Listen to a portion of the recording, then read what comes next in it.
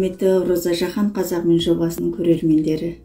Кезекті қонағымыз Түркияның Кайсер қаласынан өздеріңіздің білетін және филология ғылымдарының кандидаты, доцент. Бүгінде Түркияның Кайсер қаласындағы Эржес университетінің докторанты Омар Жәлелұлы бізбен бірге. Сәлеметсіз бе? Омар мырза, қош келдіңіз. Қош болды, саламат болыңыз. Қалыңыз қалай? Түркиядан? Шүкір. Басқа елде қалай өтіп жатыр? Жақсы, бәрі жақсы, ойдағыдай өтіп жатыр, барлығы жақсы. Өзіңіздің жалпы біздің көрермендеріміздің көбісі жаңағы жалпы қазақ таниды сізді Абай арқылы.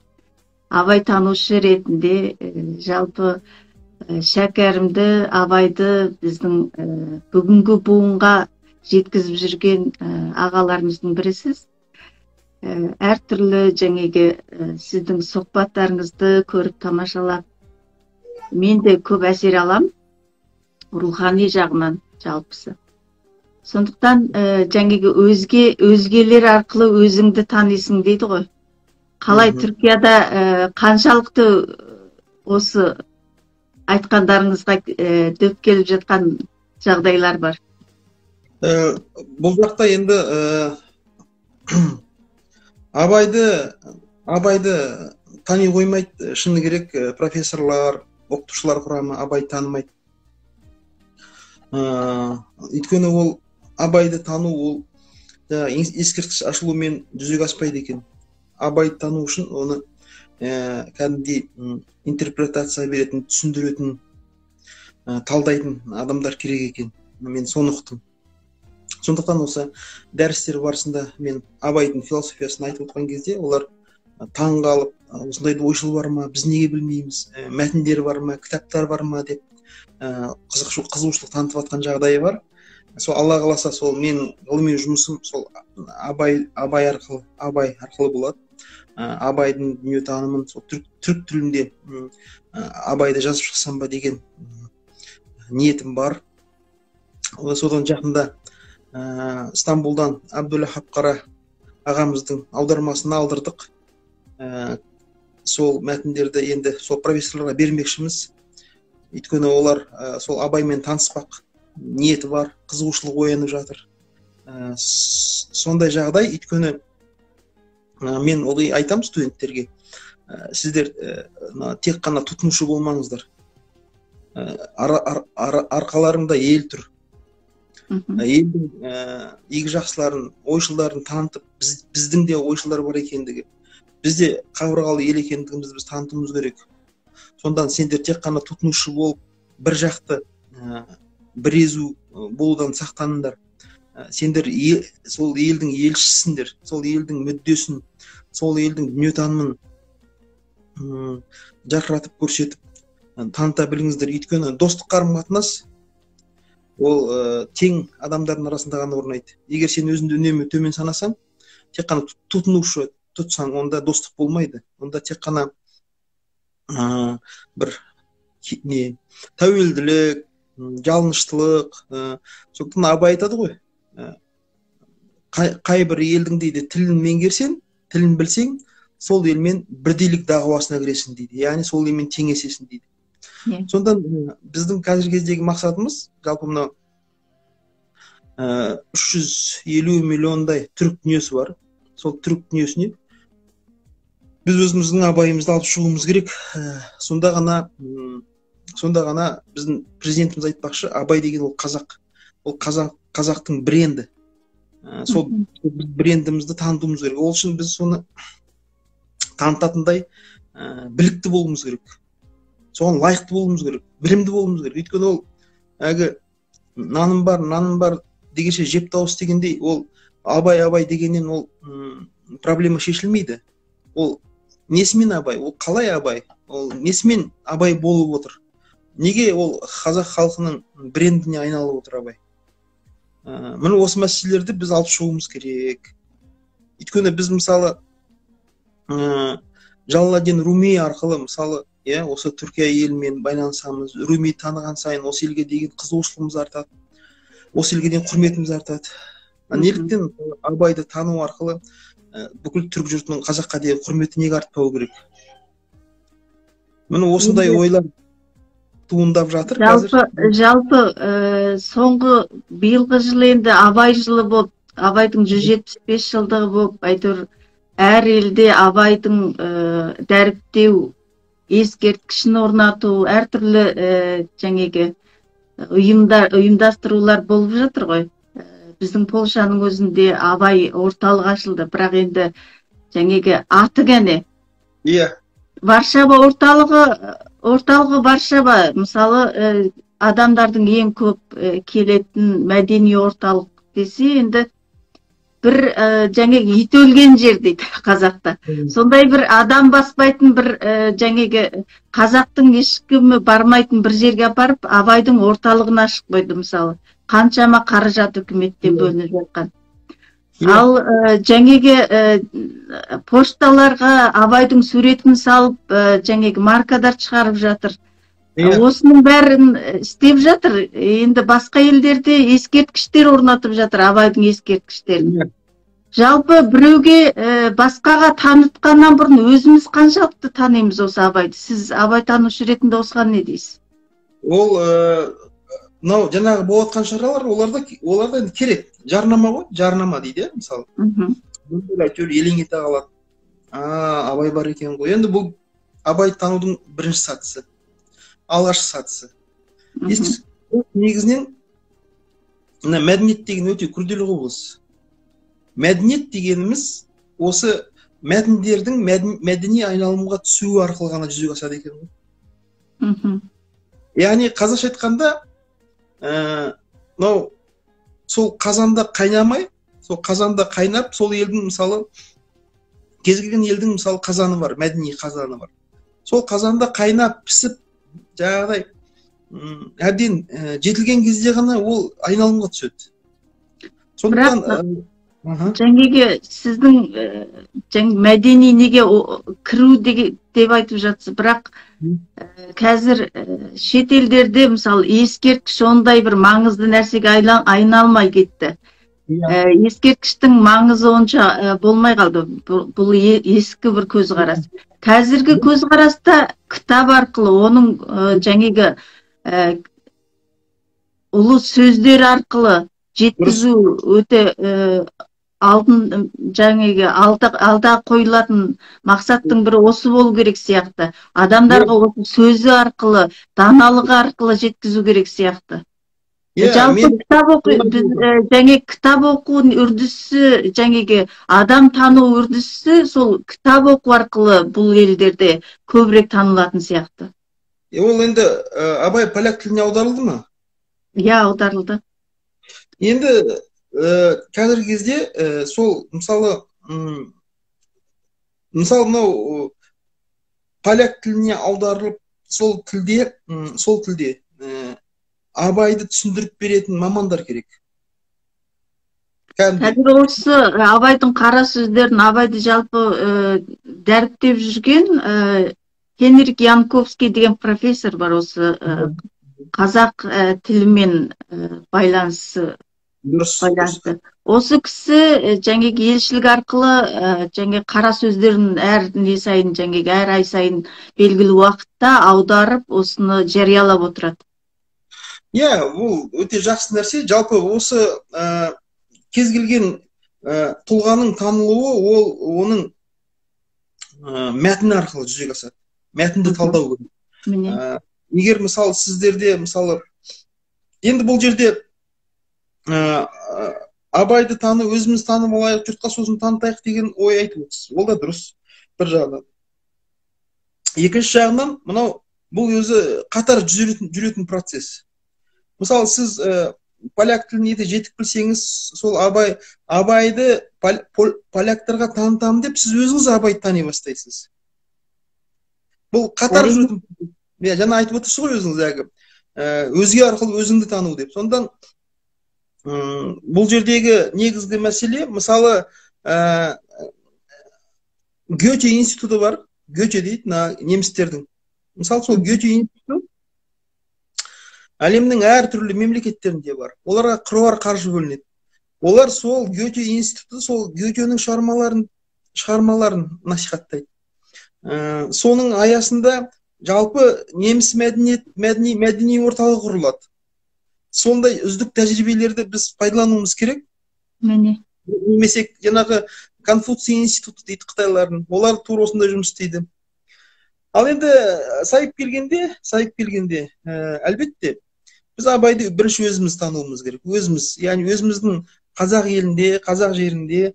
Қазір біздің күш қуатымыздың барлығы, мысалы ол поляктарға Абай таныту, ол да бір жұмыстың бір парасы ғана, негізінде бір бағыты ғана. Негізгі күш қуат Абайды өз елімізде тану. Оның Мүрсейіттің қолжазбалары қалды, Абайдың өзінің оригиналы жоқ. Сол Мүрсейіттің қолжазбасымен сол жақында сол Түркістан қаласында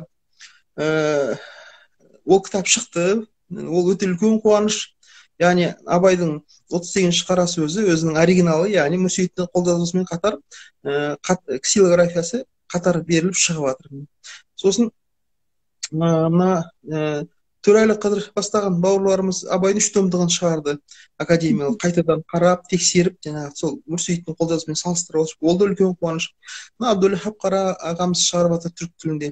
Сондан енді бұл жердегі ең үлкен мәселе біздің өзіміздің Қазақстанда осы Абайды жалпы тану үшін қаржы керек, үлкен қаржылар керек. Мына Абай өзі үйретеді ғой, жаңағыдай ғылым бұл мал аяйтын жол емес дейді. Біз дейді, ғылымды сатып мал таппақшы емеспіз, біз мал сатып ғылым таппақшымыз дейді. Сондан Абай бізге не үшін керек деген кезде, Абайды тану, Абайды жалпы мынау қазақтың білім беру жүйесіне енгізуіміз керек. Бұны жаңағыдай методика дейді ғой, методика ретінде. Өйткені біздің жалпы мынау білімге деген көзқарасымыз қате болып тұр, көрдіңіз бе? Өйткені біз мысалы Қазақстанда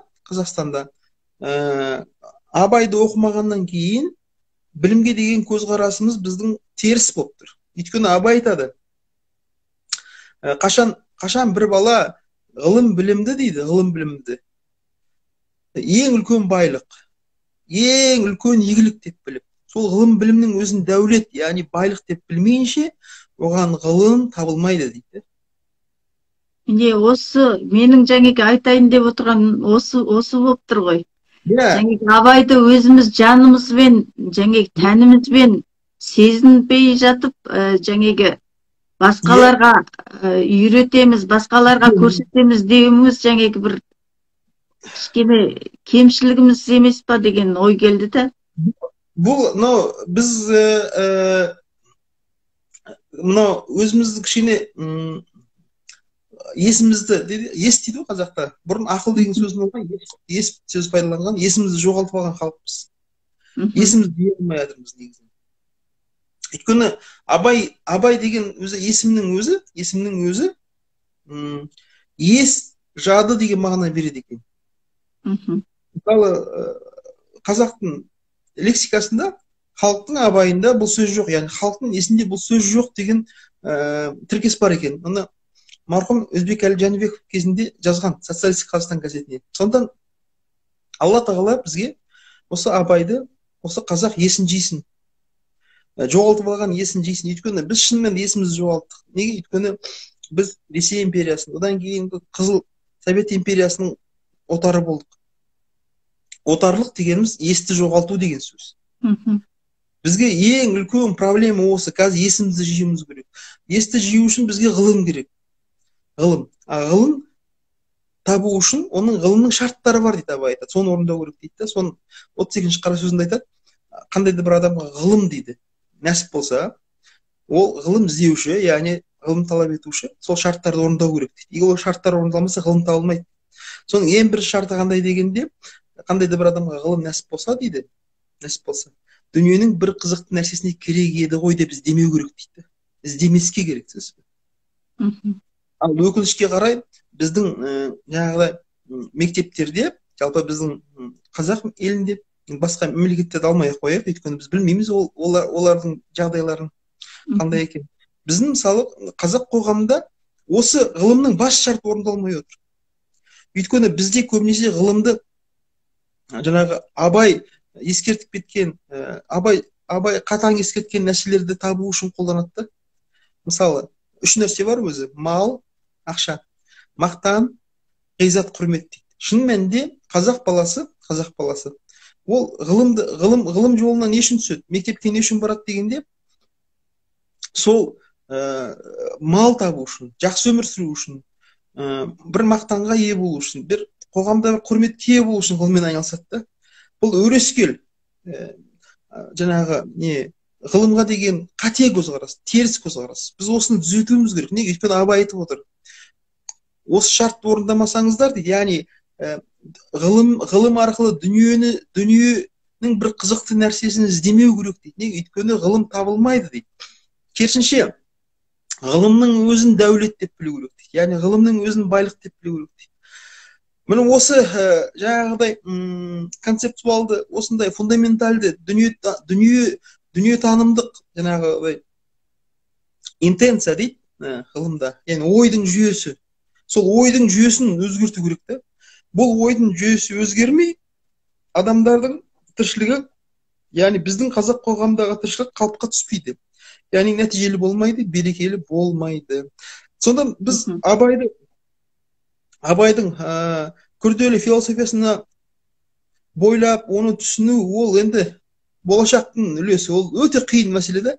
Ең құрмаса, әуелі, ең керекті, ең өзекті осы ғылымға деген көзқарасымызды Абай арқылы түзетіп алсақ, осы әрбір қазақ баласы ғылымды дәулет деп білетін болса, сондықтан осы жолда ғылым білімге деген махаббаты оянып, қазақ халқы ғылым білім арқылы көкжиегін кеңейтіп, әлемдегі ең биік мемлекеттерге, ең мықты мемлекетке айналса, міне Абайды танығанымыз осы болады деп ойлаймын.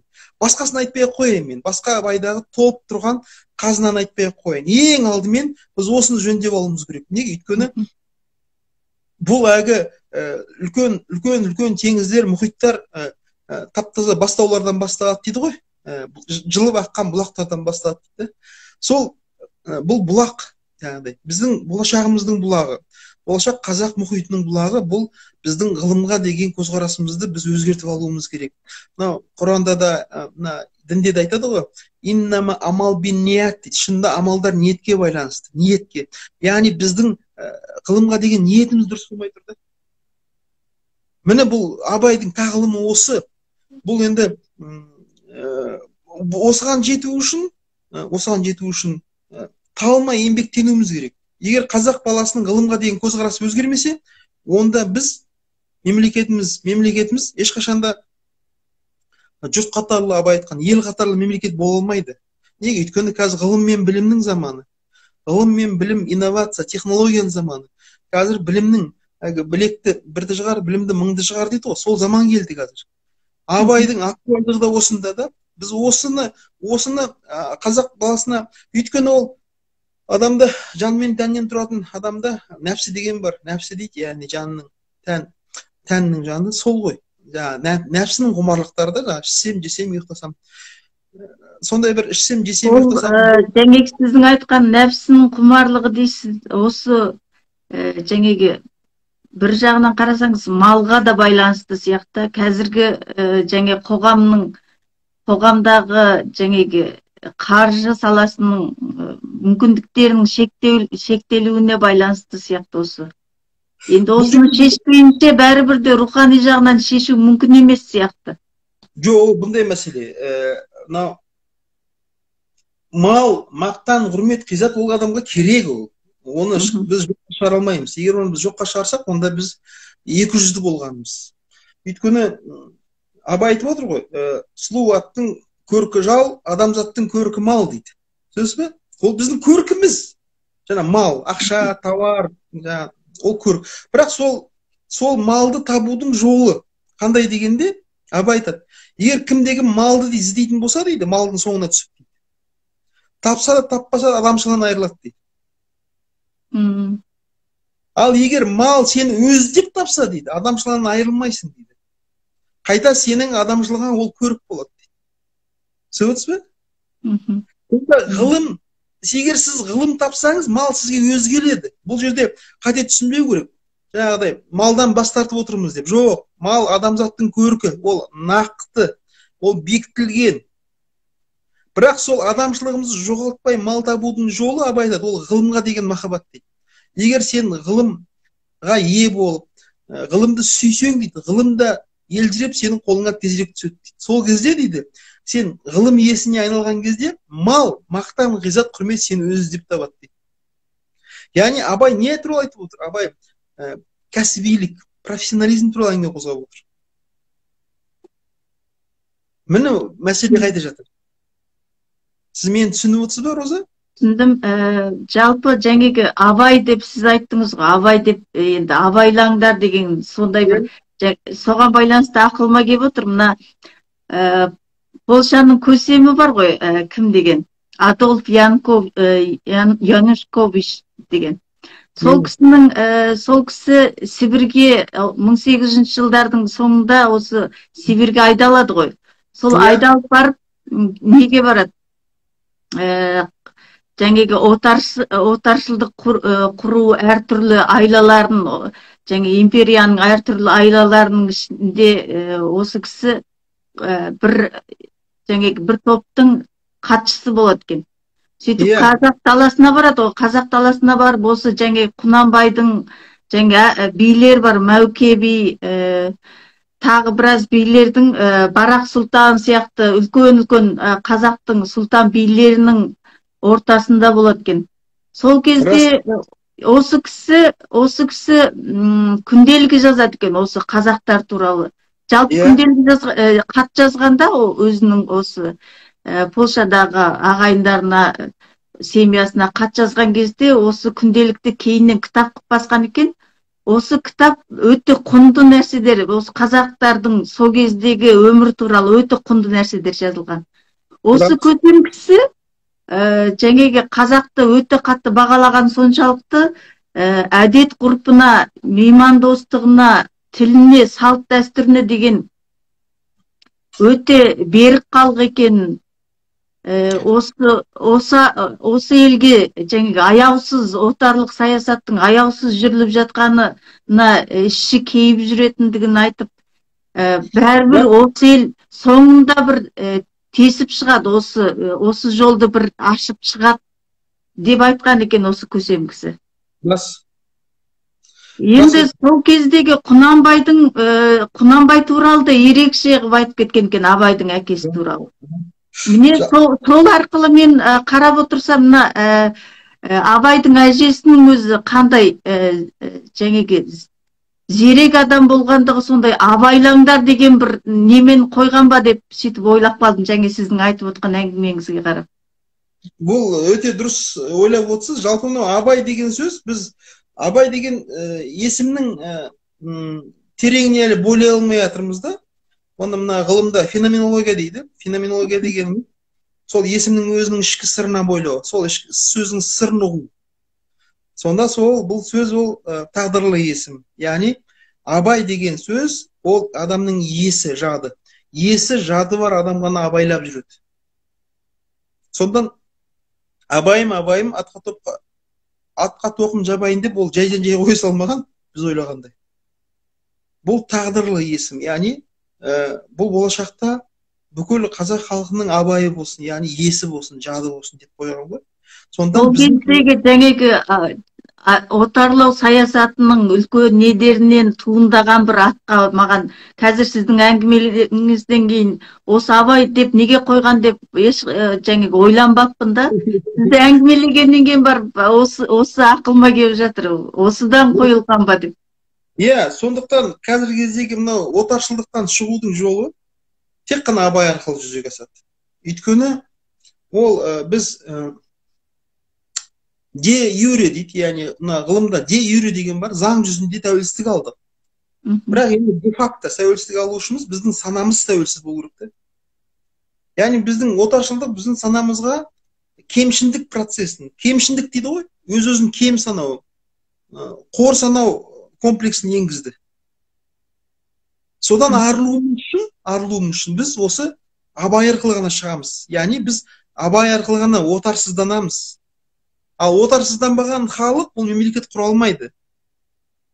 Міне сондан әлгі Қасым Жомарт Кемелұлы осы айтты ғой, біз абай арқылы ғана бүкіл қазақты әлемге танытамыз. Ол дұрыс айтып отыр. Неге? Абай арқылы ғана қазақ есін жияды деп отыр ғой. Және ол мынау хауас деген ұғым бар, сосын ғауам деген ұғым бар.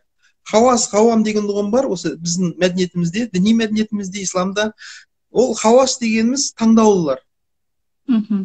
Ғауам деген көпшілік. Сондан ол көпшілік абайды тану шарт емес. Біз мысалы жұрттың бәріне абайды тықпалаймыз ғой, мысалы. Ол шарт емес. Өйткені ол абайды хауастар тану керек. Хауастар, таңдаулылар. Ал ғауамдар сол хауастарға құлақ асу керек. Жалпы осыдан кейін ақылыма келіп отыр ғой, сіздің әңгімелеріңізден кейін. Мына халықты алып жүретін алдыңғы интеллигенция дейді да? Алып жүретін, осы көшті бастап жүретін. Осы интеллигенцияның көзқарасы дұрыс болса, осы интеллигенцияның жаңағы жоспары дұрыс болса, ол халық дұрыс бағытта жүреді дейді да? Біздің қаншама интеллигенциямызды қырды, жойды, кешегі бүгінгі күннің өзінде қаншамамыз қудалауда, қаншама жаңағы елдің мүддесіне жарайтын, халықтың игілігіне істейтін адамдардың бүгінге дейін жаңағы осы жалғасып келе жатқан бір өкінішті жағдайлар. Енді осы үрдістен кейін ойлап отырсам, жаңағы осыны құралу үшін абайды танып білген адам гәне осыны бағыттай алатын белгілі. Осыны қазіргі осы бағытта жүрген адамдардың, жаңағы интеллигенцияның бағыты осы абаймен қаншалықты байланысты? Бұл жерде енді интеллигенция деген сөз, ол енді советтік терминология ғой, советтік интеллигенция деген. Жалпы мынау интеллигенция деген ол бер жағы, ол толық бере алмайды. Мәселені аша алмайды интеллигенция деген сөз. Өйткені интеллигенция деген сөз ол интеллект деген сөзден шыққан. Интеллект дегеніміз ақылмен жұмыс істейтін адам ғана. Интеллектуал, интеллигент. Интеллект дегеніміз мынау рационалды, суық ақыл, абай айтқан. Ал қазақта жалпы өзіміздің дәстүрлі дүниетанымында жақсы деген ұғым бар. Жақсы. Қазақ хауасты жақсы дейді. Түсінесіз бе? Ал ғауамды жаман дейді. Жаман деген көпшілік, көптің бірі. Көпшілік, түсінесіз бе? Қазақ айтады ғой, қарағайға айтады ғой, қарағайға қарсы біткен бұтақ болсайшы дейді. Сол қарағайға қарсы біткен бұтақ ол жақсылар. Сонда мынау халықты, сол халық қылатын жақсылар, оны қазақ жақсы айтқан. Олар дейді, игі жақсылар дейді, игі жақсылар. Яғни сорпаның бетіндегі майы, сүттің бетіндегі қаймағы дейді. Міне осы өзіміздің дәстүрлі сөздерді қолдансақ, біздің мынау ұйықтап кеткен архетиптеріміз тез оянады. Өйткені бұл біздің қанымызда бар. Қазір бізді қазақ жақсыларға мұқтаж. Шалгиіз айтады ғой, жамандар кетер есікті тарс ұрып дейді. Тарс ұрып. Жақсылар қалар шақырып дейді. Жақсылар қашанда елдің мүддесін жұмыс істегендер. Жамандар керісінше елдікке емес, елдіктен кетуге жұмыс істегендер. Олар жамандар көпшілік, оларда ақыл жоқ дейді, абай айтады. Көрдіңіз бе? Абай айтады сонда, ескертеді, көпте ақыл жоқ дейді, оны ебін тап та жөнге сал дейді. Бірақ көп деген кезде мындай бір не бар, қауіпті нәрсе бар да, көп деп біз мысалы көпке топырақ шашпаңдар дейді да, қазақ айтады. Көпке топырақ шашуға болмайды. Неге? Өйткені абай айтады, көптің бәрін көп деме дейді. Көп те бөлек. Көп ит жеңіп, көк итті күнде жемек дейді. Сол көптің ішінде көк иттер бар, жаңағы сіз айтып отқан интеллигенция. хауасы жақсылар. Сосын көп иттері бар, жамандар, ғауамдар. Сол кез келген қоғамда сондай өзінің бір структурасы болу керек. Яғни азшылық пен көпшілік азшылыққа бағынған ғой бұрын. Қазір керісінше, Хосе Ортега Гассет айтады, жаңағы көпшілік көтерілісі деген еңбегінде. Керісінше дейді, 19 ғасырдың аяғына қарай дейді, көпшілік сахнаға шықты дейді. Көрдіңіз бе? Оны Бұхар жырау айтады ғой, ай заман-ай, істің бәрі күмән-ай. Баспа тана жиылып, фана болған заман-ай, құл-құтандар жиылып, құда болған заман-ай, армағын жоғалтып, тай жүгірткен заман-ай. Азаматын құлатып дейді. Көрдің бе? Азаматын құлатқан. Яғни жақсылардың құлатқан дейді, сөзсіз бе? Жамандар билікке келген заман-ай дейді, сөзсіз бе?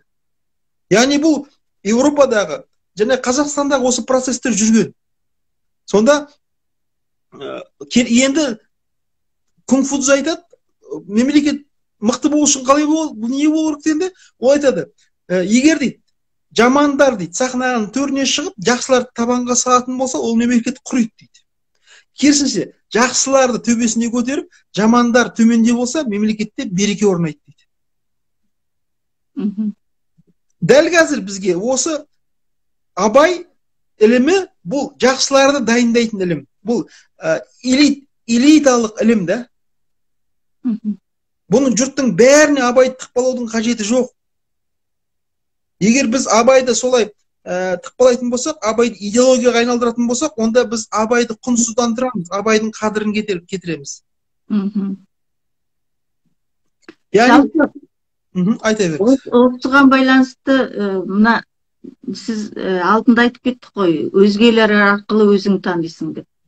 Осында Польшада жүрген жастар, студенттер қазір Абайды оқып жатыр. Сол кезде маған келіп айтады, Роза апай дейді, мына Абай жолын оқыған кезде Абайдың шынымен Абай жазған ба деп ойлап қалатын кезіміз болады дейді да. Өйткені ішінде жазғандарынан қараған кезде Абай қазақты бір жақсы көрмеген адам ұқсап жазыпты дейді. Содан кейін жалпы бұл бұрмаланған емес пе деген сондай. Осы түп нұсқасымен бізге жетті ме осы деген бір сұрақтар туындады жастар арасында. Өте жақсы сұрақ. Енді ол былай ғой. Мынау қазақты сүю деген ұғым бар. Адамды сүю деген ұғым бар. Сонда Абай айтады, кеше балең келдің ғой талай жасқа, көз жетті бір қалып тұра алмасқа. Адамды сүй. Алланың хикметін сез. Не қызық бар бұл өмірде онан басқа дейді. Сонда адамды сүю деген не? Адамды сүю дегеніміз жақсылығына сүйініп, жамандығына күйіну екен. Сондан Абайдың мынау ішім толған у мен өрт, сыртым дүрдей дейді ғой. Сол іші толған у мен өрт қайдан келді? Ол қазаққа деген махаббаттан келген нәрсе ғой. Өйткені сүймеген адамның қазақпен шаруасы болмайды. Бірің өліп, бірің қал, сөз. Мына түріктер айтады, бана көре ауа хош дейді, маған бәрібір деген сөз. Бір күл болмаса бүл болсын дейді, қазақ айтады. Қазір қаншама адам жүр ғой, мысалы, қазаққа жаны ашымайды. Ал мысалы, ана өзінің сәбиін неге ұрады шырылдатып? Неге ұрады? Мысалы, сіз анасыз ғой. Балалар өсіріп отырсыз, кейде мысалы балаларыңыз аямайсыз. Неге? Күйіп кетесіз, өйткені махаббаттан ол сөз. Жақсы көрген адам жек көре алады. Сонда осы Абайдың қалың елім, қазағым, қайран жұртым деген махаббатын сезінбей Абайды түсіне алмайсыз. Ең құрмасы оған жақындау керек, сол деңгейге. Ал бас пайдасын ойлап, құлқын тамағы үшін жүрген адамдарға Абай жабық. Сонда осы Абайдың қазақты сынаған дейміз ғой. Мен ылғи айтам, Абай қазақты сынамаған, Абай қазақты өзінің биігіне қарай шақырған. Өйткені айтады ғой, кел қамалмай бері шық дейді абай айтады. Бері шық, тура жол қазір қисық қыңыр жүрме, тура жүр дейді. Яғни өзіне қарай шақырып отыр. Абай биік таудың басына шығып алып, төменде сасық тұманның арасында халықты шақырып отыр ғой соған. Оған халық көнбейді. Жұрт өзі ермей, ақылымды алмай мені қор етті дейді. Сонда осы абайдың мынау халықты сынайды ғой, абайды өлтіріп тұрып сынайды. Өйткені абай айтады, улы сия долы қол, не жазып кетсе жай сол. Өкпелесең өзің біл дейді. Ренжісең өзің біл. Яғни абай білген халықтың ренжитін. Бірақ дос жылатып айтады. Дұшпан күлдіріп айтады дейді. Сонда мынау адамды сүю деген нәрсені кейін Шәкәрім тәпсірлейді. Шәкәрім айтады, тамам жанын мінін айт, жалған айтпай шынын айт, аяп ішің жылып айт, адамды бастыр ілгері. Сөккенің болсын сүйгенің, достығың болсын күйгенің, ащы тілмен тигенің жоғалсын деп міндері дейді. Міне абай ашылады. Яғни ол кім ренжиді? Ол мынау өзіне өзі сын көзбен қарай алмайтын, өзіне баға бере алмайтын адамдар ренжиді. Жалпы сондай адамдар ренжуге дайын тұрады, өкпешіл болады. Шыбық тимес шыңқ етер дейді ғой, шыбық тимей шыңқ етерлер, күн жаумай күләпара суып жүретіндер, бұлар рухани дамымай қалған адамдар өкпешіл, ренішшіл болады. Яғни бұл жалпы бұл көтенге өкпелеген құл сияқты дейді, қазақ айтады. Құлдық жағдайдағы адамдар өкпешіл болады. Негізі отарсызданбаған халық өкпешіл болады, құл халық. Ал еркін адам ешқашан өкпелемейді. Керісінше еркін адам біреу мініңді айтса, соған рахмет айтады. Соны Шәкәрім айтады ғой, мініңді тапса кім тауып, аяғына бар жығыл. Қап бәлем деп кек тұнап, болма боран жел дауыл дейді. Тікенің болса бойыңда, ауырса да өзің жыл дейді. Сергек болсын ойыңда, еріншек болма құрмасыл. Сондықтан абай мені сынады деп қол сияқты өкпелегеннен гөрі шын мәнінде осы кемшілік менің бойымда бар ма деп ойлану керек қой. Ал өтірік өзіңді өзің алдап, мен керемет халықпын. Егер сен керемет халық болсаң, неге сен мысалы жұрттың артында қалдың? Яғни өзіне өзі сын көзбен қарай алатын халық қана өседі. Сондықтан абайдың сыны ол бальзам ғой, бальзам. Біздің жарамызға себілген тұз. Сонда абай қазақ үшін айтты ғой осының бәрін. Махаббаттан туындап тұр ғой, махаббаттан. Түсінесіз бе? Адамды сүй дейді ғой. Адамды сүй дейді, түсінесіз бе? Яғни сүю деген не? Сүю деген оның кемшілігін көріп, соған күйіну. Сүю дегеніміз адамның жақсысына да жаманына да көзін жұму емес ол. Ол сүю емес, ол керісінше жек көру, ол адамға жаның ашмау. Қазақ айтады, жаның ашмағанның қасында басың ауырмасын. Сонда абайдың бұл махаббаты халық. Сонда абай айтады, осы қазақты мен жақсы көрем бе, жек көрем бе деп өзі сұрақ қояды ғой. Жас кезімде жақсы көріппін дейді. Өйткені осы халықтан үміт күтіп едім дейді мен. Бірақ кейіннен мен түсіндім дейді, бұл халықтан үміт жоқ екен дейді, бұл халыққа. Неге? Өйткені негізі халықта кінә жоқ, сіз білесіз бе? Өйткені халық ол да бағымды талап етеді. Мысалы мынау ағаш, алма ағашын егесіз, оны бағу керек. Алма ағашын баққан адамды бағып дейді. Сол бағып күткен ағаш қана жеміс береді. Сол сияқты халықты да бағу керек. Мынау ағылшынның экономисі бар, Хайек деген, сол айтады ғой. Ол мынау тіршілікке бейімді не бейімсіз халық болмайды дейді. Оның бағымына байланысты дейді. Енді осы бағымға байланысты ақылыма келіп отыр. Сіздің жаңағы осы қазақтың санын көбейту керек. Қазақты жаңағы 100 миллионға жеткізуіміз керек. Жаңағы жесір көбелде дау көп болады, жер көзге жау көп болады деп айтып жатсыз, иә? Жалпы мен осы Европада жүргенде жаңағы көптеген осы бизнес саласында болсын, әртүрлі саяси саласында болсын, көптеген адамдармен араластым, шетелдіктермен. Осы Қазақстанға көзқарасы тым ашық. Жұмбақ ел дейміз ғой. Біз ойлаған жаңағы рухани жағынан жұмбақ ел болсақ та, жер байлығы жағынан, жалпы ел жағынан көзінің тігіп жүретіндігін байқаймын осы. Менен сұрайды, осындай қандай мүмкіндіктер бар? Барып көрсек, осындай жерде жаңағы қандай салада қандай істер атқарсақ болады деген осындай бір жаңағы көзқарастарында көз тігіп жүретіндігін байқаймын. Дұрыс. Міне осыдан туындайды, осы халықты баға алмайсыз, бірақ жақсы ұрпақ тәрбиелеу арқылы бағасыз, иә? Мен осы сөзге, мысалы, сіздің көп осыған байланысты айтқандарыңызға келсем, өйткені осы Варшавадағы халықаралық әлемнің 80-дей елінен келген әйелдер ұйымымен байланыстамын.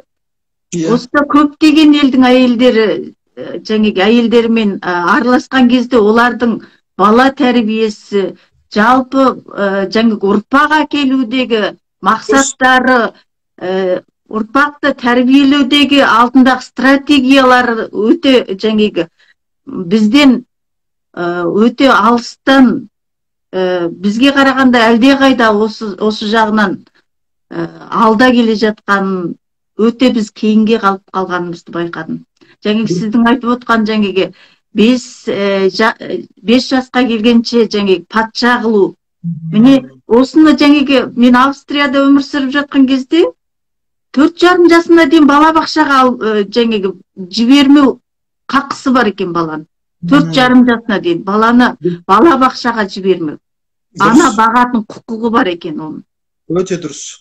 Міне осыған келген кезде менің ойыма келгені осы сіздің жаңағы әйел туралы айтқандарыңыздың осыған мен өзім жеке басымнан осыған өте қатты қосыламын. Бірақ енді бұл қазіргі қоғамда өте дау тудырып отыр осы мәселе. Сіздің айтқаныңыз жаңағы әйелді оқыма деді деп айтып отыр. Мен оны жаңағы сұхбатыңыздан көрдім. Зәру білім дейді. Зәру білім, әйел білім алсын, зәру білім алсын деген кезде мен осыған қосылдым. Дұрыс. Көп әйелдер жаңағы осы жаңағы Европаның өзінде әйелдердің бір нәрсенің жаңағы шеттен шыққаны да ол қоғамды жаңағы белгілі мөлшерде ақсатып жібереді. Европадан алатынымыз көп, адам жаңағы адамға құрметті, жан-жануарға құрметті жағынан біз алатынымыз өте көп, үйренетініміз өте көп. Бірақ осыған келген кезде Европада да ақсап жатқан тұстар көп, мәселен, бала тумау, жаңағы күшік мысық асырау осы жағынан да кетіп жатады, мысалы. Жаңағы үйлену мәселесінің жаңағы өткенде мен Германиядағы қандасымызбен сұхбатта осындай әңгімелерден айттым, осы үйленудің өзі. Осы мәселелер жайында айттық. Сол кезде ойлап отырсам, жаңағы осы әйелдің дәрежесін жалпы жаңағы Қорқыттың кезінен бастап жазылған ғой, әйелдің қандай недері бар екен. 7 жарғының өзінде әйелді дәріптеп кеткен. Қазақ қоғамы жалпы әйелді жоғары бағалаған халық. Мына отарлық саясат кезінде біз әйелдің құнын түсіріп алдық. Қазір әйелден жаңағы күтеміз, экономикалық, қаржылық жағынан осы әйел жұмыс істесін, әйел осыны істесін деп бізге жақсы ұрпақ тәрбиелейтін бала емес, бір жаңағы қолғабысын тигізетін, сол отбасына алып жүруге мал жағынан қорғау болатын адам іздеп жүрген сияқты келеді маған. Мысалы, мен Европада тұрмысқа шыққан екен, жолдасым Алла разы болсын, енді балаларымызды тәрбиелеп ал. Одан кейін баламыз өскеннен кейін сен өзің қалаған салаңмен, қалаған ісіңмен айланысуыңа мен саған мүмкіндік жасаймын деп отырды да. Сол кезде мен біраз біздің өз еліміздегі психологиямен келіп ап, мен айтып жатырмын да, мен көп нәрседен көштен қалып жатқан жоқпын ба деген сияқты ойлар келді. Сонда ойлап отырмын, осы әйелдік әйелдің ұрпақ тәрбиесіндегі әйелдің орнын қалай суреттейсіз деймін ба, қалай осыған Иә. не Енді, айтасыз? бұл енді мен айтып жүрмін ғой, бұл проблемаларды. Жалпы мынау әйел оқымасын, әйелді бірден жаңағыдай байға беру керек деген ол қате көзқарас қой. Мен сөздерін бұрмалау негізінен. Ол үшін сондай. Осыған байланысты мен мына жаңағы Даниядағы осы қазаққа өзінің жанашырлығын көрсетіп жүретін, жалпы қазақтың мүддесіне бірдеңе болса екен деп өзінің бүйрегі бұрылып жүретін бір ағамыз бар. Қажы Аюбе деген. Осы кісі осы сіздің постыңызды салған кезде айтып жатты, Омардың әйелдер туралы айтқан сөздері қазақ халқының арасында түрлі дау тудырды дейді. Әсіресе дамыған елдерде көзқарасы жабайы адамдарға ұқсайды. Осыған сөзде бұрмаламай нақты жауап берсе жақсы болар еді деп осы кісіде ой пікірін жазған еді. Мен де анандай эмоцияға беріліп, осы жоқ, ол ағаның айтқаны басқаша деп сөйтіп жатты. Негіз бұрмаланғанын мен де сол сұхбаттарыңыздан қарап байқадым. Мынау сіз білесіз ғой, біздің қоғамда мына феминизм деген ұғым бар. Европада басым ғой, феминизм деген әйел мен еркек тең деген сөз ғой. Сондай көңіл күй басым. Сонда мен айтқандарым олардың жаңағыдай несіне қазақша айтқанда шабына шоқ түскендей болды. Көрдіңіз бе? Өйткені ол феминизм бізді жарға жығады. Біз қазақ қоғамын құртып бітеді ол. Өйткені әйел мен еркек ешқашан тең бола алмайды. Ол теңдік дегеніміз ол әйелді қорлау, оны сіз жақсы айттыңыз. Совет үкіметі әйел мен еркек тең деп еді, әйелге бүкіл жүкті артып қойдық мысалы. Әйел шахтаға түсті, кәсіпсотқа мінді, тракторға мінді, істемеген жұмысы жоқ тең екен деп. Біз әйелді қорладық. Оның әйелдік аналық құқын шектедік. Ал шын мәнінде менің айтпақ ойым, ол әйел адам білімді болу керек, өте білімді болу керек. Неге өйткені білімді әйелдің ғана көкірек көзі ашық болады. Көкірек көзі ашық әйелден дейді, көкірек көзі ашық бала дүниеге келеді дейді. Мынау халықты өрге сүйрейтін, өгізде өрге сүйрейтін. Сонда Машурсов атамыз айтады, еркек білімді болса дейді, ол бір қанаты бар құс секілді дейді, қоғам дейді. Әйел білімді болса, қос қанаты бар құс секілді, ондай қоғам тез дамиды дейді. Сонда мен бұған 100% қосыламын. Әйел білімді болу керек, бірақ қандай білім алу керек деген кезде Машурсов ол зәру білім алу керек. Яғни зәру білім деген не деген кезде иманын сақтайтын, ақылын сақтайтын, жанын сақтайтын, тұрмысқа шыққаннан кейін күйеуінің бір малын екі ететін білімді болу керек, малды көбейтетін және баланы өсіретін білімді болу, баланы бағатын білім болу. Осы 5 бөліктен тұратын білімді қазақта зәру білім дейді екен ғой. Мысалы, бір әйелдің басына аз ба, мысалы, ақылын сақтайтын білімді меңгеру, жаныңды, иманыңды сақтайтын ғылымды меңгеру, және мал мен баланы сақтайтын ғылымды меңгеру дейді. Сондан алып анадан туады дейді, қазақ айтады, ат беден туады дейді. Мынау қазақтың қамын ойлайтын жақсылар жақсы аналардан туады. Машһүр айтады, мынау көзі бар, көрмейтін, құлағы бар, естімейтін әйелдері бар дейді. Оларды дейді, қазақ меңіреу дейді, меңіреу. Онда Машһүр айтады, меңіреу әйелден меңіреу бала туады дейді. Сонда мына көкірек көз ашылу деген не? Ол пайдалы білім алу. Әйел адам мейлінше білімді болса, және ол анадай білімнің де білімі бар ғой, мысалы, пайдасыз білім алатын әйелдер бар. Керісінше ол пайдасыз білім ол әйелдің аналық табиғатының болмысының ашылуына кедергі келтіреді. Ондай әйелдер жалғыз қалып жатыр. Жеке өмірі трагедияға айналып жатқан әйелдер бар. Неге? Өйткені пайдасыз білім алғандықтан. Ал пайдалы білім қандай дегенде, пайдалы білім дейді, сенің жүрегіңе сіңіп, сенің болмысыңды өзгертетін білім дейді. Міне сондан менің ол жаңағы баяғыда бір бие айтыпты ғой, бір қонақ келген ғой, сонда айтыпты, ал қонағым көрген білгенімді айтып отыр деген ғой. Сонда айтты дейді, естігенімді айтайын ба, көргенімді айтайын ба деп. Сонда айтты дейді, естігенің өтірік болар, көргеніңді айт деп айтты дейді. Сонда мынау адам өзі көзімен көрмей сенбеу керек қой. Ақылды адам негізі сенбейді, тексереді ақпаратты. Сондан қазақ айтады екен, жалғандық пен шындықтың арасы қанша деген 4 өлі деп дейді. 4 өлі деген не дегенде, мына қолды қойып айтты дейді, көз бен құлақтың арасы 4 өлі. Көзбен көргенің ақиқат, шын, құлақпен естіген өтірік деп айтты дейді. Сондан мен өзім ойлаймын, ақылды адамдар бәрібір менің сөзімнен нәтиже шығарып жатыр. Менде сіздің осыған байланысты жаңағы жазылған суретіңізбен нені көргеннен кейін арнайы тексеріп сұхбаттарыңыздың бір көбісін көріп, тамашалап, өзім ой жегімнен өткізіп отырдым. Сол кезде ойлағаны сол зәру білімді, сіздің көздеген зәру біліміңіз, мысалы, біздің елде көбісі жаңағы білім саласында кетіп жатқан қарлығаштарымыз дейік, әйел қауымы өте көп. Иә. Белгілі бір неден шыққаннан кейін осы белгілі бір жаңағы биікке көтерілгеннен кейін түсе алмай жатады.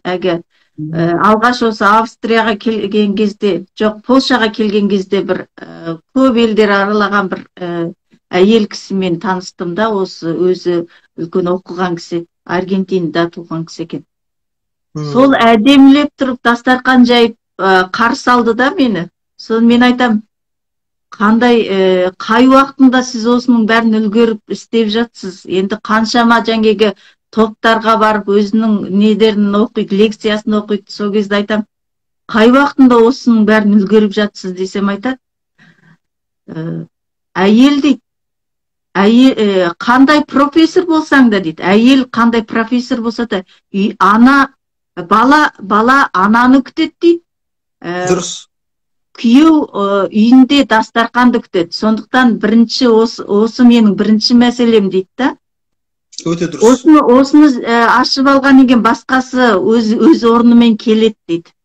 Өте дұрыс. Міне соны айтқан кезде мен ойладым, осы жалпы біздің әйел қауымдарында енді тамақ істеуден, жалпы қонақ күтуден, жалпы біздің қазақ әйелдердің тауқыметі көп. Өйткені бұны әйелдерді кінәлай алмаймыз. Әйелдердің осы жаңағы жұмыс істеуін күтіп отқан көздерден, барған жеріндегі енесі болсын, атасы болсын, күйеуі болсын, осыны күтіп отыр. Осыған байланысты болып тұр мәселенің бәрі. Дұрыс айтасыз. Онда қоғам болғандықтан әйел осыға мәжбүр болып отыр. Осындай көзқарастардан бұл.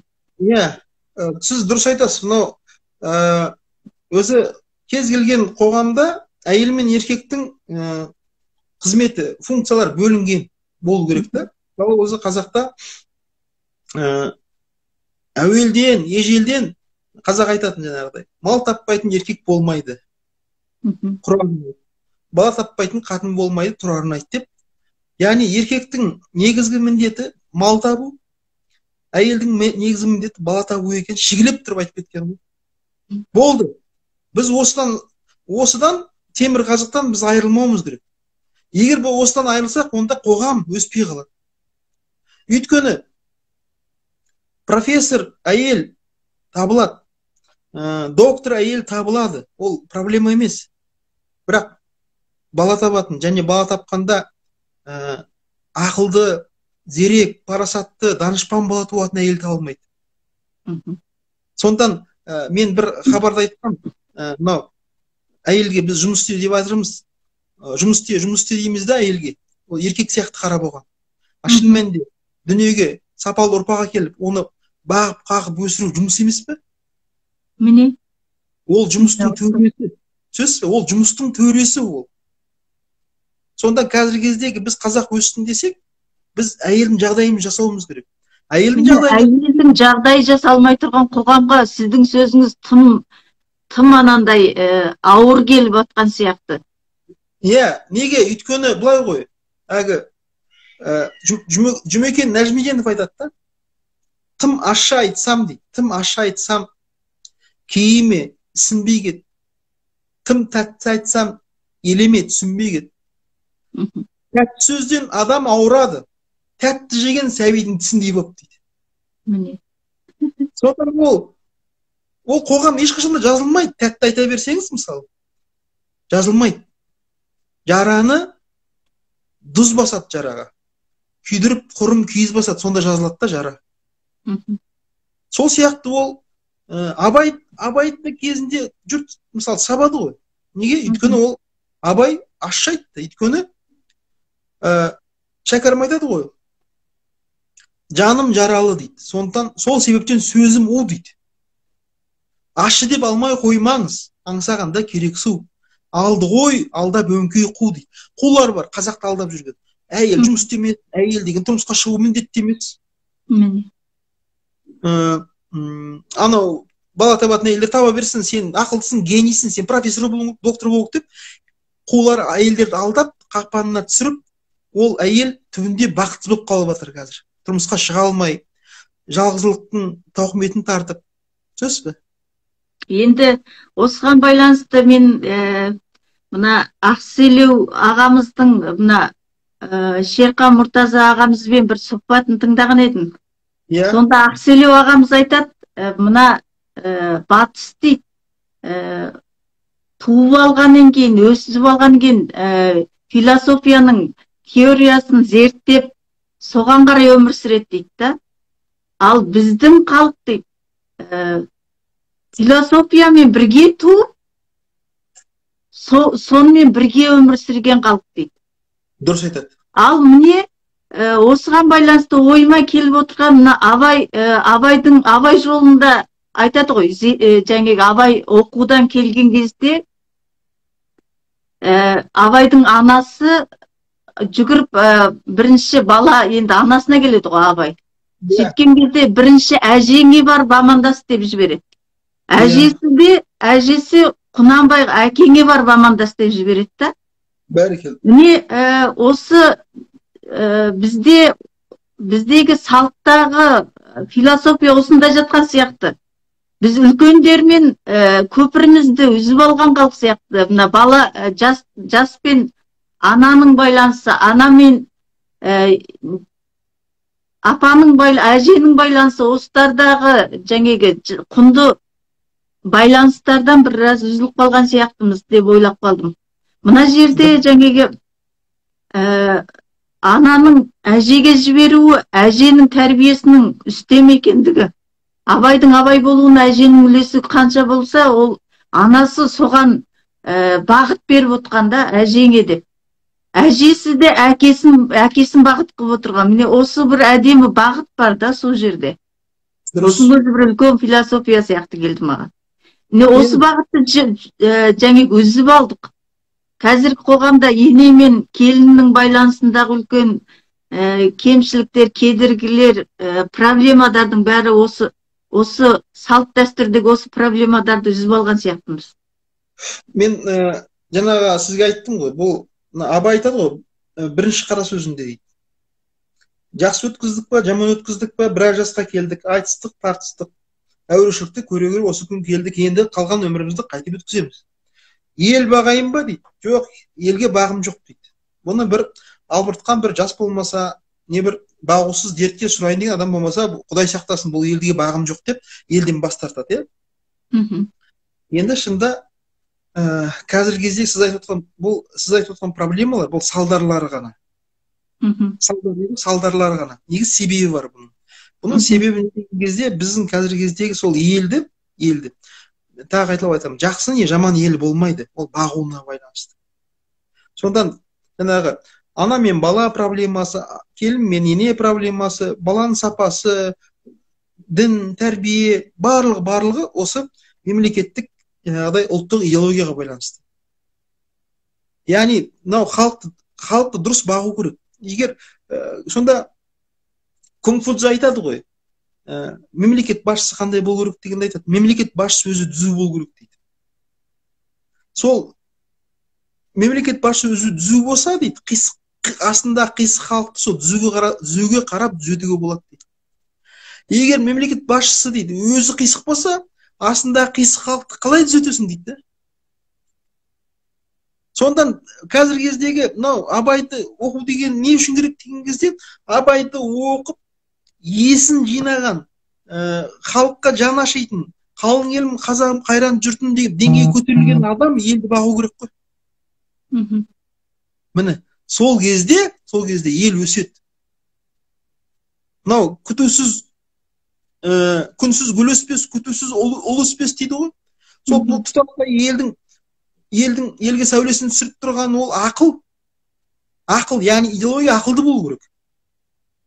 А біздің өкінішке қарай біздің идеологиямыз әлі ұлттық сипатқа ие бола алмай отыр ғой, көрдіңіз бе? Жалпы мен мына Варшава университетінде түркология бөлімінде білім алдым. Жалпы Европада, Азияда бірнеше елдерде өмір сүргендіктен салыстырып өз елімнің ерекшелігін жалпы біле жүрейін. Осыны жаңегі белгілі уақыттан кейін адам, жаңегі сіз айтасыз ғой, өзіңді тануға көшеді екенсің деп. Иә. 40-қа бет алған тұсымызда біз өзімізді енді тануға бастап жатырмын мен өз басым. Сол кезде белгілі уақыттан кейін адам жаңегі өзінің байырғы несін аңсай бастайды екен ғой өзі. Белгілі уақыттан кейін. Қайдан келдім деген осы не сұрақ мазалай бастайды екен белгілі уақыттан кейін. Түркологияға келген кезде түркологтар осы Варшава университетінде маған айтты, Абайды не үшін, қазақтың Абайын не үшін, Абайды ғана дәріптейді, басқа ұлыдар туған жоқ па дейді. Басқа недер жаңегі үлкен ғалымдар, көсемдер болған жоқ па, неге тек қана Абай, қазақ неге Абайдан басқаға не жасамады жаңегі. Өйткені Советтің бұл тағы бір құйтырқы саясатының бірі деді. Маған профессор бір кісі айтты да. Сол кісі айтады, Абайдан басқасын көрсетпеш. Қырғыздың жаңегі Шыңғысын, мына ненің қазақтың Абайын ғана танытуының ар жағында астарлы бір саясат бар деп сөйтіп айтып жатты. Сіз осыған не дейсіз? Бұл қате пікір. Абай ол Совет үкіметіне дейін де Абай. 19 ғасырда 1913 жылы Абай қайтыс болғанда Ахмет Байтұрсынұлы қазақтың бас ақыны деген мақала жазған. Сонда айтады ғой, бұрын-соңды қазақта бұндай ақын әлі дүниеге келген жоқ дейді. Бұрын-соңды дейді, қазақта бұндай ақын әлі дүниеге келген жоқ дейді. Сондықтан ол бірақ бір жағынан қарасам, жаңегі сол кезде мысалы мына Янушковичтің жазған күнделігінде мысалы ақындарды сондай бағалағанда, шешендігін сондай бағалаған. Сонда ауыз немен ғана қалып қойған жоқ па? Осы қағазға түспей қалған жоқ па? Осы ақындарымыздың, осы шешендеріміздің, мықтыларымыздың, көсемдеріміздің несі қағаз бетіне түспей қалған жоқ па? Деген ой туды маған. Иә, бұл жерде мындай мәселе, орында бар оңалар дейді ғой, орында бар оңалар дейді қазақта. Сол орында не тұр дегенде қазақтың тілі тұр да. Мағжан айтады ғой, мысалы Мағжан Абайдың қадірін жеткен Мағжан айтады ғой, әрбір сөзі алтын дейді, хакім Абай дейді, түсіп. 1000 жыл өтсе де бір сөзінің дәмі кетпейді дейді, түсіп. Сондан енді мен өзім ойлаймын, ол ақсақал айтты, бай айтты, кім айтса мейлі сол айтты, ақыл сенбей сенбеңіз. Ол профессор айтты, ол поляк қайдан білсін, біздің жарамызды білмейді ешкім, сөз. Мысалы өзі отар болмаған халық біреудің мысалы мұң зарын түсінбейді. Иә, осы кезде менің ақылыма келді, Мевлананың сөзі бар ғой, түріктің көсем. Сол кісі айтады, менің жүрген жолыммен жүрмегеннен кейін менің жаңағы тірелген тастарыма тіреліп менің аяқ киімімді кимегеннен кейін сен маған анандай не айта алмайсың, бана яргы сөйлей алмассың деген құсаған сондай бір сөз бар ғой. Яғни менің жолыммен жүрмегеннен кейін маған сын айтып, маған пікір айта алмайсың деген несі бар да. Сол сияқты шынымен де біздің қазақтың басынан өткен нәрселерін менің өзім жаңағы түркологияға келген кезде тәуелсіз бір зерттеу болсын деп зерттедім. Сол кезде түнімен жылаған күндерім болды. Осы тарихты көрген кезде құйтырқы қаншама саясат, сонда да құласа да қайтадан орнынан қаншама тұрған халық екенімізді, қаншама қиындықтарды басымыздан өткізсек те, әлі де жасқанбай тағы да алда басып келе жатқанымызды көріп, мен кәдімгідей әсер етті менің рухыма. Бәрекелді. Сондан бұл жерде мындай мәселе да, мынау Абайдың айтып отырған тағы бір тағылымы бұл ақыл мәселесі. Абай айтады, қайталап айтады, ақсақал айтты, бай айтты, кім айтса мейлі сол айтты, ақыл сенбей сенбең, бір іске кез келсең дейді. Сонда мына біз ақылымызды өсіруіміз керек. Яғни біз өзімізді өзгенің көзімен емес, ең бірінші өзіміздің көзімізбен тануымыз шарт. Өйткені ол өзге қанша жерден пайдалы ақпар бергенмен ол бәрібір сенің ішкі әлеміне кіре алмайды. Сенің жағдайың менің қынжылғаным сол жаңағы профессорда отырған ол қаншама адамға осы көзқарасын қалыптастырып кетеді ғой. Соншама ұрпақты беріп отқандықтан деген бір ой келді. Макс Вебер деген немістің ғалымы бар, социологы. Макс Вебер айтады ғой, профессор дейді, ешқашанда өзінің тыңдаушыларына өзінің көзқарасын тықпалауға қақысы жоқ дейді. Неге? Өйткені оның дейді жағдайы, статус жоғары болғандықтан да ол өзінің статусын пайдалануға қақысы жоқ дейді. Ол тек қана көзқарастарды, әртүрлі көзқарастарды беруге ғана қақысы бар дейді. Кейін тыңдаушылар солардың арасынан өзі таңдап алады дейді, өзіне ұнағанын. Міне. Сондан ол сіз алаңдамаңыз, ондай қиғаш пікірлер бола береді, бірақ сіз өзіңіз бекем болыңыз. Қазақ айтады ғой, өзің бекем бол дейді, көршіңді ұры тұтпа дейді. Өзіңе сенімді бол дейді ғой, өзіңе сенімді болған адам және қоғамда өзінің пікіріне мың жерден тас атсын, мың жерден жолыңа кедергілер келсе де өзіне сенімді адам ешқандай жаңылмайды. Қазіргі мәселелеріміздің бірі де осы болып тұр. Басқалар басқа тілде сөйлесе, сол тілмен сөйлеп кететініміз, басқалар басқаша айтса, соған еріп кететініміз, өз пікірімізді қалыптастырмағанымыздан болып тұрған жоқ болсын. Енді Абайдың тағы бір тағылымы, Абай айтады ғой, сенбе жұртқа тұрса да қанша мақтап, әуреде де ішінде қулық сақтап, өзіңе сен, өзіңді алып шығар, еңбегіңмен ақылың екі жақтап дейді. Сондан жаңағы бізге қазір кезде Абай айтқан, Абайдың 8 аяғындағы айтқан идеялар темірқазық программа болу керек. Абай айтады ғой, егіннің ебін, сауданың тегін, үйреніп оқып мал ізде. Адам бол, мал тап, адал бол, байтап, қуансаң қуан сол кезде. Біріңді қазақ, бірің дос, көрмесең істің бәрі бос дейді. Сонда қазір кезде бізге ең басты нәрсе, біз өзіміз қазақ болып достасуымыз керек қой. Яғни біз ана Черчилльдің айтқан сөзі бар ғой, атақты Уинстон Черчилль айтқан ғой, Англияның мәңгілік достары да жоқ, Англияның мәңгілік қастары да жоқ. Тек қана мәңгілік Англияның мүддесі бар дейді. Міне. Сондықтан осы сөзді қазаққа да қарап айтқан жөн да, Абайға сүйене отырып. Мәңгілік қазақтың жауы да жоқ, мәңгілік қазақтың досы да жоқ. Тек қана қазақтың мүддесі болу керек қой, бүкіл жерде. Неге? Бұл ел болып қалудың басты шарты. Қазақ мүддесі.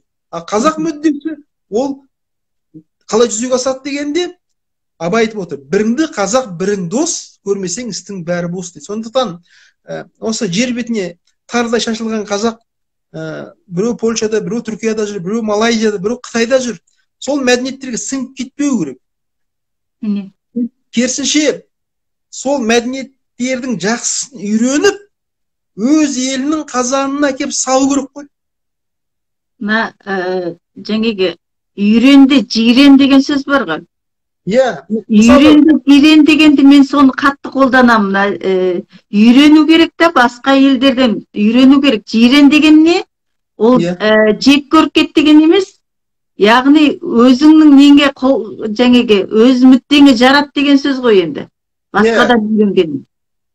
Енді мынау тағы бір Абайдың тағылымы бар бұл жерде. Жаңағы айттық қой бірінші ғылым басты игілік екендігін. Енді екінші бір тағылым бар Абайдың. Ол қандай тағылым дегенде Абай айтады. Баланы не үшін оқыту керек дейді? Баланы дейді, қазаққа күзетші болу үшін оқыту керек. Яғни біздің білім берудің идеологиясы болу керек. Қазіргі кезде сіз мысалы осындай күзетші қылып оқыту керек деген идеологияның бойына сіңірген бала ешқашанда өзге мәдениетке сіңіп кетпейді. Ол қай жерде жүрмесін, қай елде жүрмесін, қай тілде оқымасын, ол үнемі қазақты ойлайтын болады. Осыған байланысты мен мысалы менің балаларым осы шетелде туды. Иә. Бірақ осы жаңағы айтқандай жолдасым Алла разы болсын, соның жаңағы осы бағытты алғанның арқасында балаларым қазақша тіл шықты, қазақша ойланды. Қазір бір мұғалімдер қандай бір тапсырма берсе, қандай бір нәрсе істе десе, бірінші ақылына келетін сол қазақ немесе қазақтың еліне байланысты бірдеңе ақылына келеді. Бәрекелді.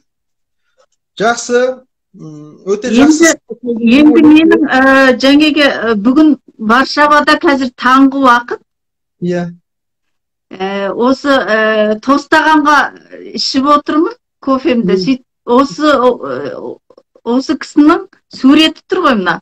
Юнус Эмренің суреті мынау. Осыны сыйлыққа берген еді. Сыйлыққа бергеннен кофе ішіп отырып, осыны сөзін оқыдым. Мен суретіне көп мән бермеппін. Сөзін оқысам, былай деген екен. Егер дейді, сен қайда, махаббат қайда деп сұрасаң, сен қайда тұрғың келеді, сол жерде дейді, махаббат. Юнус Эмренің сөзі екен. Осыдан кейін Юнус Эмре деген кім екен деп зерттей бастадым да. Оқыдым. Сөйтіп жүріп, Әл-Фарабиге келдім. Әл-Фарабиге кеп, Әл-Фарабиді оқып, қазақтың құнарлы топырағында өмірге келген екенін, жалпы біздің әлі сол дүнияның екінші аристократының елінен, жерінен екенімізді көріп, бұны бүгінге дейін білмегеніміз қандай айып деген сондай бір ойға келген еді. Өткенде сіздің постыңызды көрдім осыған байланысты. Иә. Сөйтіп барып осы ақылыма келді. Жалпы біз әлі білмейтін, қорқытты біз әлі өзіміз көп тани бермейді екенімізді. Әл-Фарабиді әлі күнге дейін біздің топырағымызда жаңағы түріктерде сөз бар, қоқтың ішінде өскен раушанның иісі шықпас дейді. Раушанның ішінде өскен раушанның иісі шығар дейді. Дұрыс. Сонда біздің топырақ жаңағы қоқтың ішіндегі раушан болмайды ғой. Мына жаңағы Әл-Фарабидер, Қорқыттар, бүгін кешегі Абайдар раушанның ішінде, гүлдердің ішінде өскен раушан ғой. Мен ойласам. Енді осыны біз әлі танымай жатыр екенбіз ғой деген ой келді. Сіздің неңізден кейін, осы жазғандарыңыздан кейін, осыған байланысты бір ойымызды осымен жаңағы біздің елдің, жердің құнарлығы қаншама бір жағымыздан айдаһармен алыссақ, бір жағымыздан аюмен алысып отырған ең қиын бір географияда орналассақ та,